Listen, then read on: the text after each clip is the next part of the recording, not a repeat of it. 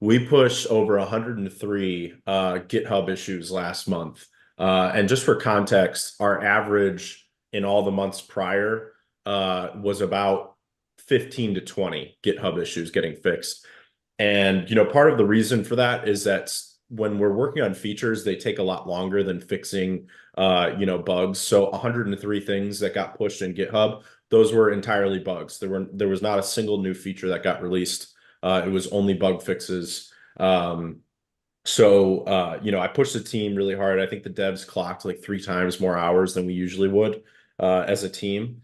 So we were really focused on getting to bug free by June 1st.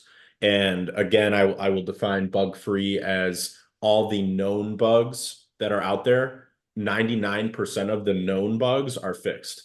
So what that means is there still could be bugs. Like being bug free is never actually possible in software. It doesn't matter if you're a $10 billion company or if you're a $10 million company. You can get as close to bug free as possible, but that doesn't mean that there will be zero bugs. So my goal for the team was get 99% of our known bugs list completed by June 1st, which meant that I think we had about 110 bugs listed on May 1st. So I told the team I want that list 99% complete by June 1st. So by doing 103, we only had about seven or eight bugs that were known but not fixed yet, starting on June 1st. And I think we've already fixed like half of those so far.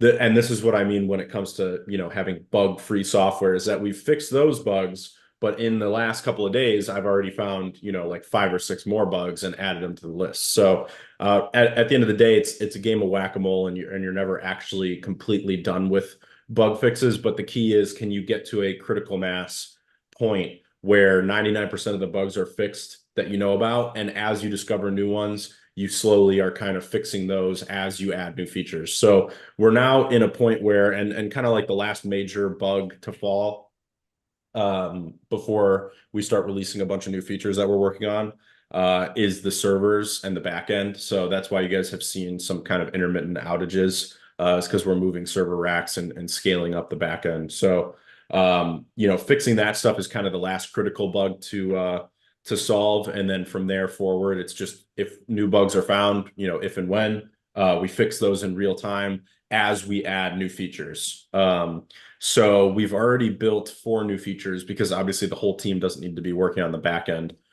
So we've already started working on features while the back end is being updated.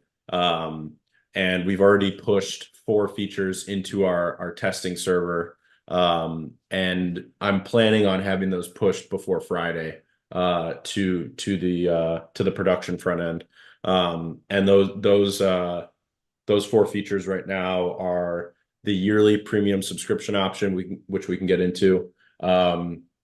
We removed timestamps on the For You feed. I think the For You feed could get a lot more usage if there was no timestamps. So that's been kind of my personal opinion, is that a lot of people there's like this thing on Hive where you think if you're not looking at the latest thing that's been posted, it's almost like it's no longer relevant. I think a lot of that culture has to do with like the upvote culture on Hive and looking through the latest feed. Obviously on Threads, that's not the same. It's if you go to X and you go to your For You feed, you're looking at things that are 6 hours old, 12 hours old, 2 minutes old. Like For You is not meant to be a chronological feed. It's meant to just show you the most relevant things no matter when they were posted. So we're getting back to that by removing the timestamps on For You, which I think will help with that overall kind of sentiment around it. It will also create a lot more engagement on Threads, because instead of only looking through the latest feed, you'll start to get mixed in with older threads, in the last 12 hours that are still relevant. So there's that. We added on the articles tab. Now you can see the community that a blog post was published in, right on the front end. And then we made some visual updates to the way that articles can be viewed. A bunch of more updates are also on the way. So I said that there's 21 new features getting released this month in June, alongside obviously maintaining the steadiness of fixing bugs. So I'm pretty excited to start releasing features again. That is the enjoyable part of doing all this. Bugs just drive you absolutely insane, and it's not very fun to just be doing bug fixes all the time. So I'm excited to kind of be past that era and be back to kind of more visionary, feature development and design, which is what I ultimately enjoy the most.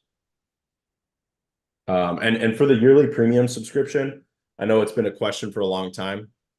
Uh, we made it so that if you pay for yearly, which obviously means you're paying for 1 year up front, you actually get 2 months of premium for free, which is a 16% discount or 20 HBD off.